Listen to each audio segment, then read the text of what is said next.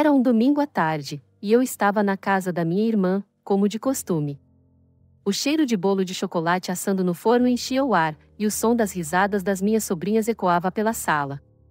Meu cunhado, Ricardo, estava na cozinha, ajudando a preparar o almoço, enquanto minha irmã, Carla, organizava a mesa.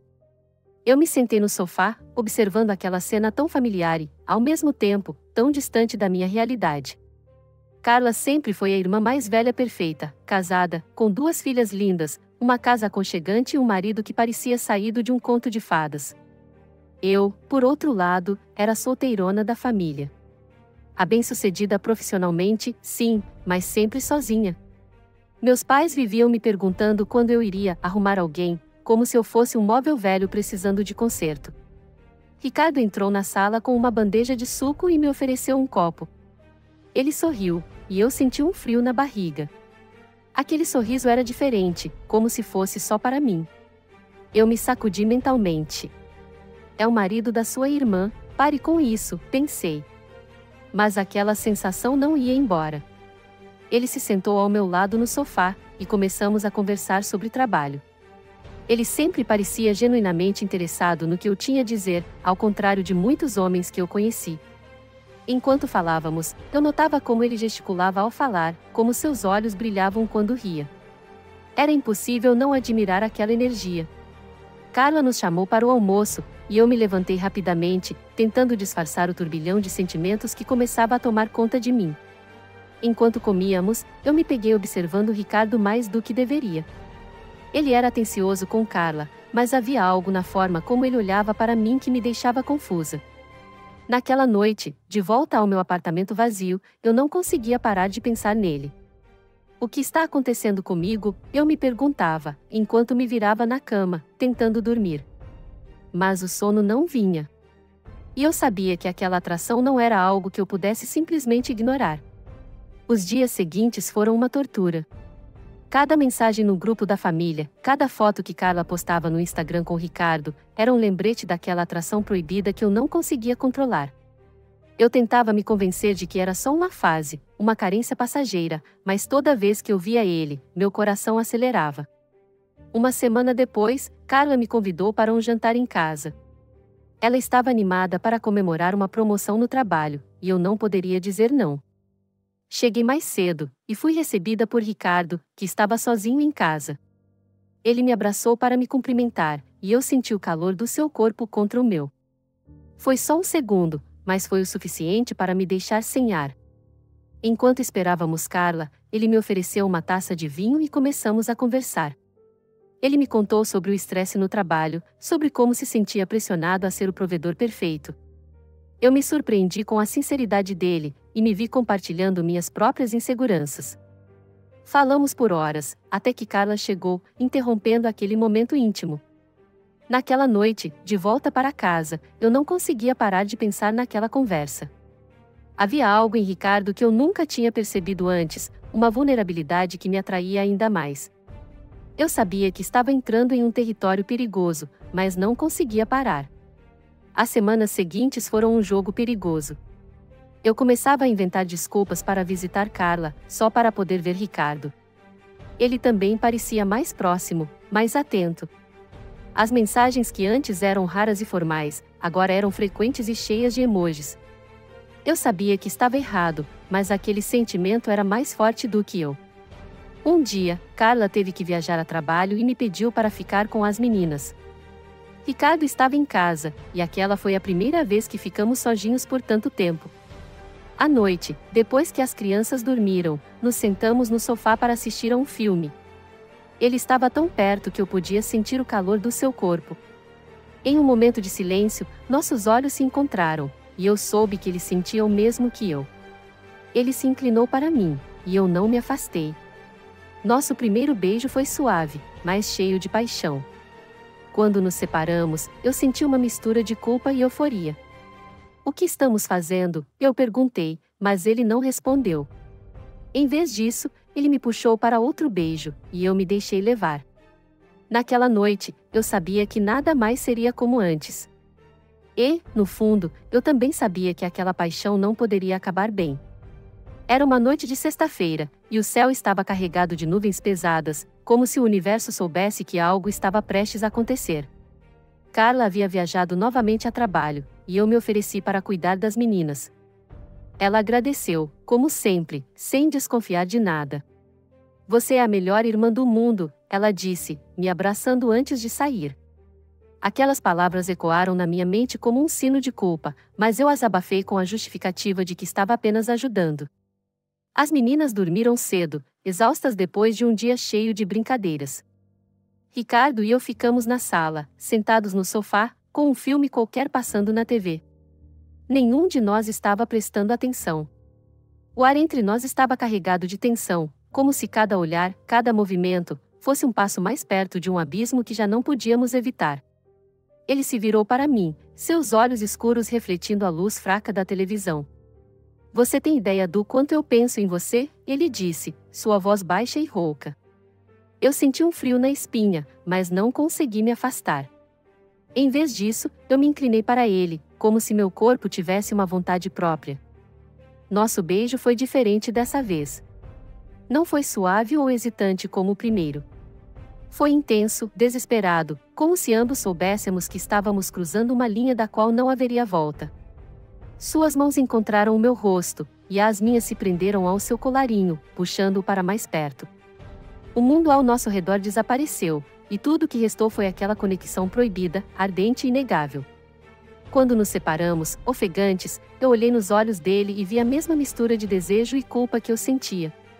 Isso está errado, eu sussurrei, mas minhas palavras soaram vazias, como se eu não acreditasse nelas.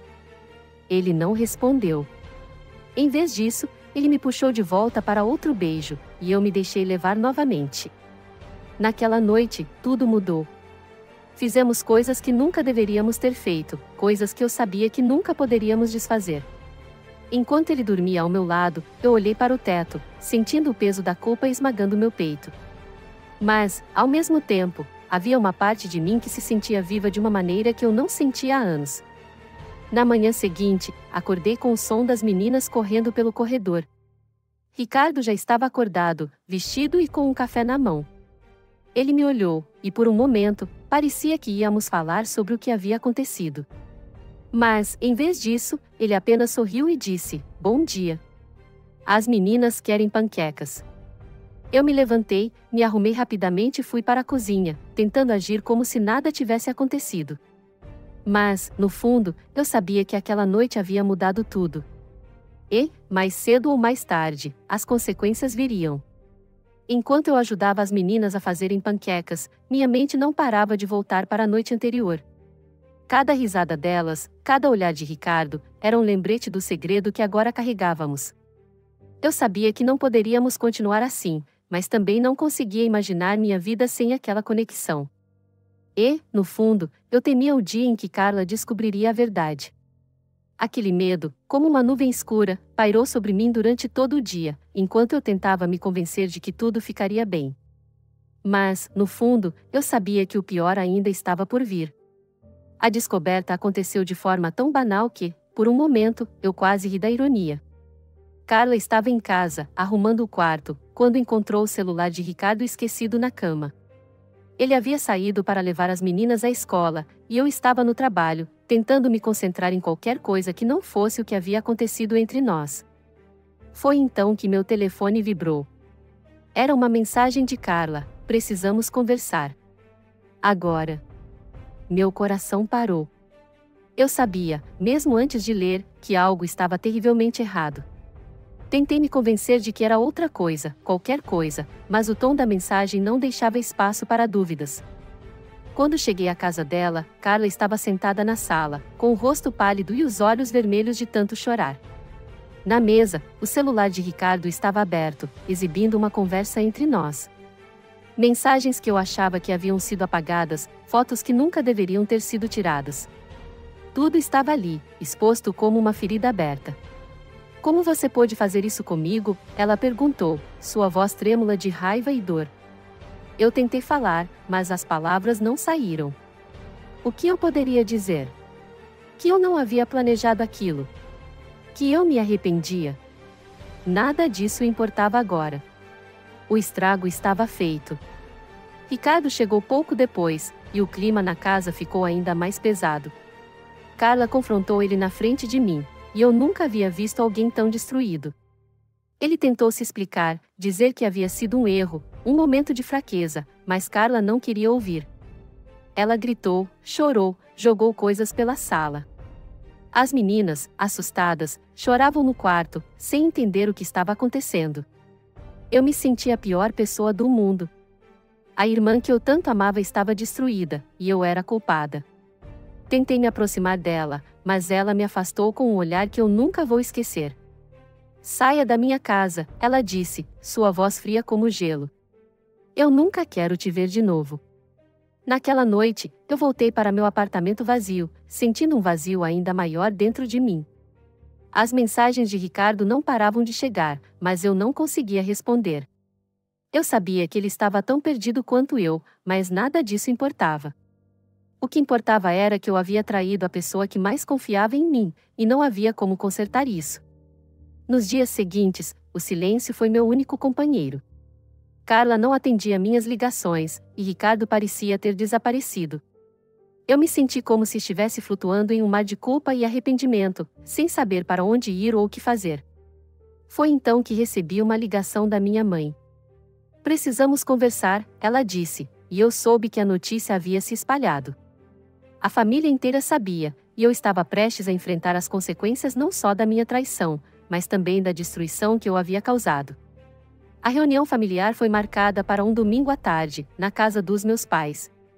Eu sabia que não seria fácil, mas não tinha escolha.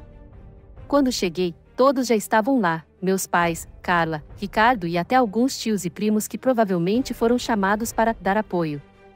O ar estava pesado, e o silêncio que pairava na sala era quase palpável. Carla estava sentada no sofá, com os braços cruzados e os olhos fixos no chão. Ela nem sequer olhou para mim quando entrei. Ricardo estava em um canto, parecendo tão desconfortável quanto eu me sentia. Meus pais, sentados à mesa, tinham expressões que misturavam decepção e preocupação. Foi minha mãe quem quebrou o silêncio. O que aconteceu entre vocês três? Ela perguntou, sua voz tremendo um pouco. Eu olhei para Carla, esperando que ela dissesse algo, mas ela continuou em silêncio. Então, foi Ricardo quem falou primeiro. Foi um erro, ele disse, sua voz baixa e cheia de culpa. Eu nunca quis machucar ninguém, especialmente você, Carla. Ele olhou para ela, mas ela não levantou os olhos. Eu senti um nó na garganta, sabendo que era minha vez de falar.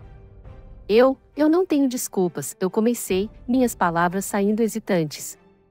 Eu traí a confiança da minha irmã, da minha família, e eu sei que nada do que eu disser vai consertar isso.